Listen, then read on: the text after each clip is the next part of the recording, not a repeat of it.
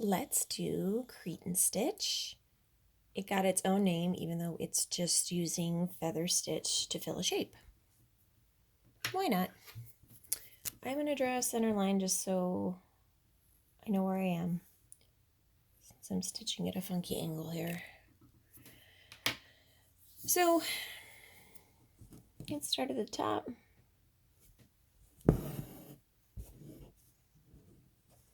And you're going to go down pretty darn close to where you just came up on the right side. And then pop up on your center line a little bit below both stitches. Like we were talking about feather before, we're making that little U. Then we're going to do it again, but on the left. So I'm going to go down on the left, pretty darn close to my initial stitch along my guideline. And then come up on that center line, catching my loop, making a U to the left. And I just go all the way down like that. There's a lot of different ways to make a variation here.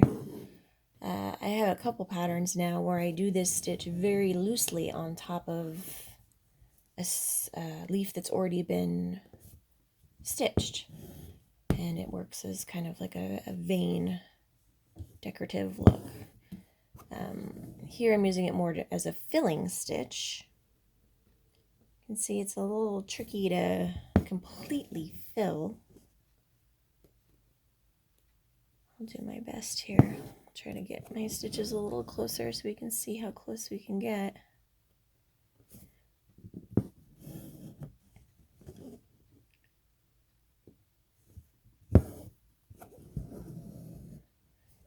And I'm trying to come up along that guideline. For the second leaf, we will go to every other side of the guideline, kind of like a more traditional feather where we kind of have a bit of a gait, a gallop. But here I'm trying to keep it centered. Even so, because of the nature of the stitch, you can see this kind of centered chain that is formed. It does go back and forth. But for the next leaf, you'll see it'll be more exaggerated. Hello, dark green floss. So to end, I'm going to come down here, I think. Will that hold it okay? Actually, I'm going to add another stitch on the side, just like a straight stitch to kind of... Do I want to come down on here? Nah. Just gonna get that.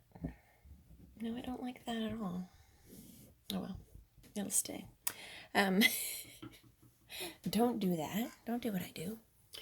Here you can see, just as another example, the ones I did on the pattern. These ones, the stitches are a lot smaller. They almost have like a lacy look like that. You can see these ones I did, the leaves are more fat than they are here. Here they're skinnier. So that second part of the arm looks squatty. Kind of an interesting look. Anyways, all right, let's do the back leaf here. I guess we'll stick with the same color. So I'm using a water-soluble pen here, by the way. This is the thick tip, which I like. I like the thin tips too, but for this, it's like I just need to be able to see it. Like it's going to get washed away, so it's not a big deal. I'm not worried about it. Okay. So now, when I go to the right, I will come up a little bit to the right of that guideline. And then when I go to the left, I'll come up a little bit to the left of the guideline.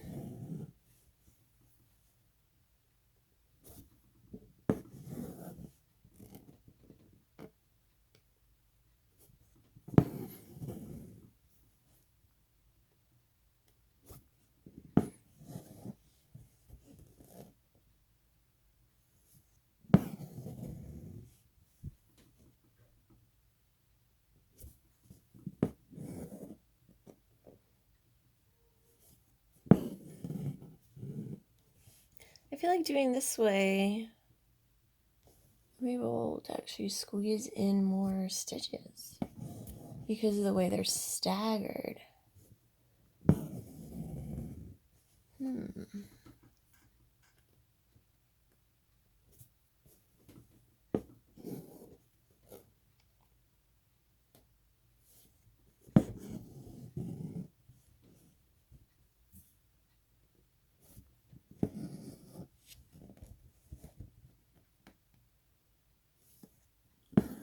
So for the one on the right, they look more like they're kind of stacked on top of each other.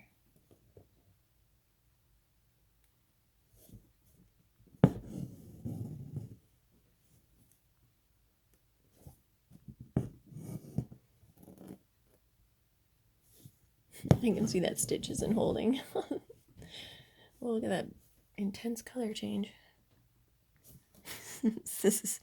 This stitch where I went like up. Yeah, it was a bad idea. It's not holding that other stitch down at all. I should have just come right down to anchor.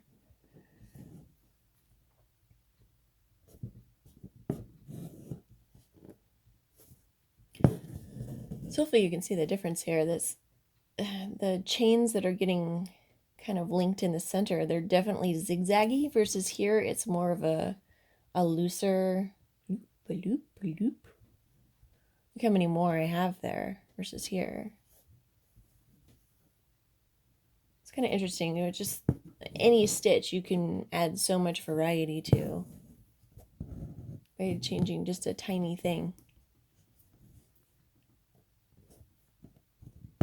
Alright, so here I have to get creative. So, we'll just do blanket stitch. Basically, we're just doing one side. That was kind of cool. Alright, then I'm going to go down. I'm going to grab this little stitch here. And we'll pretend like I meant to do that the whole time. Alright, there they are, Cretan stitch.